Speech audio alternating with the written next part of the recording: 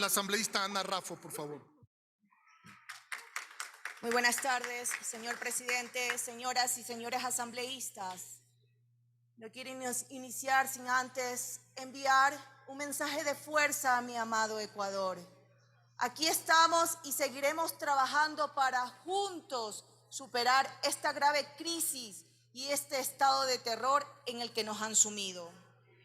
En este nuevo proyecto de ley en materia económica urgente de competitividad energética que ha presentado el presidente de la República, es imprescindible ser responsables con el país e identificar las causas relevantes de la crisis energética por la que atraviesa nuestro país, las que evidentemente han perjudicado la economía y actividades de nuestra población. Las políticas públicas en la Revolución Ciudadana tenían como objetivo desarrollar energía renovable y limpia. Los esfuerzos se orientaron a fortalecer la infraestructura incorporando proyectos emblemáticos con alta inversión que garantizaron la transformación de la matriz energética y con ella la de la matriz productiva. Los proyectos hidroeléctricos fueron Coca-Cola Sinclair, Mina San Francisco, Toache Pilatón, del Citanizagua, Mandureacu, Sopladora, Mazar Dudas, Quijos. En el año 2007-2016, el Ecuador invirtió más de 11.200 millones de dólares para fortalecer el sistema eléctrico nacional, de los cuales 4.800 millones se utilizó para la ejecución de proyectos emblemáticos que aportaron con 2.089 megavatios adicionales y 7.200 millones, que representa el 64% de la inversión total para la repotenciación de varias centrales. Se ejecutaron grandes proyectos de generación eléctrica, lo que provocó cambios en la infraestructura y administrativos en el sector eléctrico.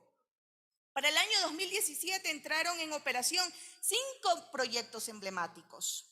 De acuerdo a sus datos técnicos, su potencia es, por ejemplo, Coca-Cola Sinclair, 1.500 megavatios, Sopladora 487, Villanoco 16.5, Mazar Dudas 20.82 y Mandariacu 65 megavatios. Proyectos que impulsaron la matriz energética, donde la participación de las fuentes renovables, principalmente la producción hidráulica, representó el 84% de la producción de energía eléctrica, sumando 2.089 megavatios al Sistema Nacional Interconectado, lo cual redujo la importación, sino que también llegamos a exportar energía a países vecinos. La Constitución de la República, aprobada por el pueblo ecuatoriano en el 2008, considera a la energía en todas sus formas como un sector estratégico cuya administración, gestión, regulación y control le corresponde privativamente al Estado, cumpliendo con los principios de sostenibilidad ambiental, precaución, prevención y eficiencia. Si bien el Estado constitucionalmente es el responsable de la provisión de servicio eléctrico, de energía eléctrica, deben también promover la eficiencia energética, el desarrollo y uso de prácticas y tecnologías ambientalmente limpias y sanas, así como las energías renovables, diversificadas y de bajo impacto. La Corte Constitucional ha sido enfática en señalar que el Estado excepcionalmente podrá delegar a la iniciativa privada y a la economía popular y solidaria el ejercicio de las actividades de participación de los sectores estratégicos y o prestación de servicios públicos. Esta delegación para la iniciativa privada debe tener en cuenta 2 aspectos. Primero, que la delegación sea de carácter excepcional y que dicha excepcionalidad debe estar regulada mediante la ley de la materia o de cada sector. La regulación de esta excepcionalidad es lo que le corresponde propiciar, promulgar a esta Asamblea Nacional, tanto más que es necesario contar con la normativa para el sector de la energía, con la que se pueda solucionar la grave crisis por la que atraviesa el país por la irresponsabilidad de los gobiernos de Moreno y Lasso, los que se encargaron de la destrucción de este sector, que el gobierno de la Revolución Ciudadana, bajo el liderazgo de Rafael Correa, hizo del Ecuador un ejemplo a seguir para otros países. El día de hoy en Ecuador hablar de energía eléctrica y de lo que representa para las actividades productivas de la gente es hablar de un tema emergente, porque la afectación a la vida de los ecuatorianos, a sus negocios y en general a todas las actividades es inaplazable. Por eso, más allá de los términos en los que el Ejecutivo propuso el proyecto de ley, la crisis energética está aparentemente anclada a un proyecto de ley con carácter urgente económico que se espera pueda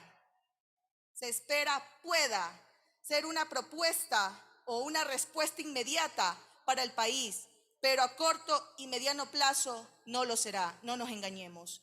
Siempre hemos sido críticos de las decisiones que han tomado los últimos dos desgobiernos, cada vez que se rompía con la institucionalidad del Estado. No obstante, la convergencia y complicidad de autoridades, medios de comunicación, intereses privados y la corrupción generaron un blindaje asentado en el odio que contribuyó en la destrucción del Estado y su política.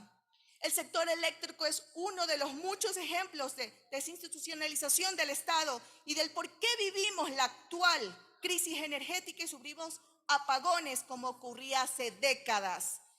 Pasaron dos disposiciones presidenciales para llegar a este punto. No olvidemos el decreto 395 del 2018 que fusionó por absorción el Ministerio de Electricidad y Energía Renovable, el Ministerio de Minería y la Secretaría de Hidrocarburos en una sola entidad denominada Ministerio de Energía y Recursos Naturales No Renovables, y el decreto número 1036 del 2022 que también funcionó por absorción la Agencia de Regulación y Control Minero, la Agencia de Regulación y Control de Electricidad y la Agencia de Regulación de Control de Hidrocarburos en un solo ente denominado Agencia de Regulación y Control de Energía y Recursos No Renovables, lo que debilitó aún más el control del sector eléctrico.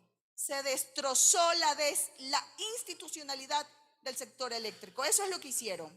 Por esto se debería de incluir al menos una disposición transitoria en este proyecto económico urgente que devuelva en un plazo determinado la autonomía de la Agencia de Control de Energía. Por otro lado, la energía eléctrica, así como el alumbrado público, son servicios públicos y derechos fundamentales de los seres humanos. Por tanto, no se puede denegar su acceso ni generar discriminaciones. Esto debe estar claramente delimitado en este proyecto de ley. Además, hay que prever la obligatoriedad de determinar con base a estudios técnicos, económicos y ambientales plazos claros de la delegación, una utilidad razonable, la reversión al estado de la concesión al finalizar el plazo, así como los bienes afectos, a fin de evitar discrecionalidades que no vulneren los principios de obligatoriedad, generalidad, uniformidad, eficiencia, responsabilidad, universalidad, accesibilidad, regularidad, continuidad y calidad. Respecto a la creación del Fondo Nacional de Inversión de Eficiencia Energética, el FENIE, el artículo 298 de nuestra Constitución determina taxativamente las preasignaciones presupuestarias constitucionales y prohíbe expresamente crear otras presupuestarias, así como también lo determina el Código Orgánico de Planificación y Finanzas en su artículo 99 y su disposición general primera. Cualquier disposición al respecto será una contradicción a nuestra Carta Magna. Tantos nos costó, señores asambleístas, librarnos de aquellos fondos que no fueron sostenibles en el tiempo durante los años 90, con la Ley para la Transformación Económica del Ecuador, más conocida como la Trole 1. ¿Por qué queremos volver a retomar acciones que no dieron resultados? Finalmente, y lo más importante, como lo ha dicho la Agencia de Regulación y Control de Energía y Recursos Naturales en su comparecencia. Le queda un minuto, asambleísta, por favor. Muchas gracias, señor presidente. Permítame concluir. Como lo mencionó en su comparecencia en el tratamiento de este proyecto de ley, mencionó que existen varios proyectos energéticos, unos nuevos, otros en construcción y otros que están paralizados por diferentes causas, lo que ha contribuido sin duda alguna a la grave crisis energética que hoy vivimos. En el estado en el que se encuentra el sector eléctrico, es urgente transparentar y actualizar el catastro de proyectos del sector eléctrico, determinar su estado, lo cual le permitirá al nuevo gobierno tomar acciones inmediatas y evitar posibles perjuicios al Estado. Desde el anterior periodo legislativo, nuestra bancada de la Revolución Ciudadana ha fiscalizado y lo continuará haciendo con respecto a los proyectos del sector eléctrico que constan en el Plan Maestro de Electricidad y los concesionados. Uno de estos casos es el Arombo, que difícilmente logrará su ejecución y objetivo a pesar de las alertas dadas. Es un caso más de burla al pueblo ecuatoriano. Hay que transparentar y con responsabilidad este gobierno. Es necesario que el Ministerio Ramos revise y valore los cronogramas de ejecución de los contratos de concesión firmados en los últimos años en el sector eléctrico sobre generación de energía a fin de poder tomar las mejores decisiones. Es importante la urgencia económica y la crisis energética, sí, pero aún es más importante que se identifique a los responsables de esta crisis y se creen precedentes. No es posible que vivamos, Asambleísta, le ruego concluir, por favor. muchas gracias, retroceso y que no suceda nada con los responsables. Se debe transparentar y determinar responsabilidades. También me hubiese gustado que se incluya una disposición transitoria en donde se disponga que el Ministerio Sectorial transparente y actualice el catastro de proyectos del sector eléctrico, que verifique el estado de dotación del parque generador que servirá para transparentar la potencia efectiva y potencia nominal, que la Agencia de Control y Regulación de Calidad de administrador de los contratos de concesión efectúe una revisión de los contratos suscritos. Asambleísta, por tercera vez le ruego concluir, por favor. Le agradezco, por favor. En 30 segundos concluyo, señor presidente, muchas gracias. Se efectúa una revisión de los contratos suscritos en los últimos 6 años, en especial sobre los que se refiere a la construcción de proyectos, para que el Estado adopte una vez más oportunamente acciones técnicas, económicas y jurídicas a su favor.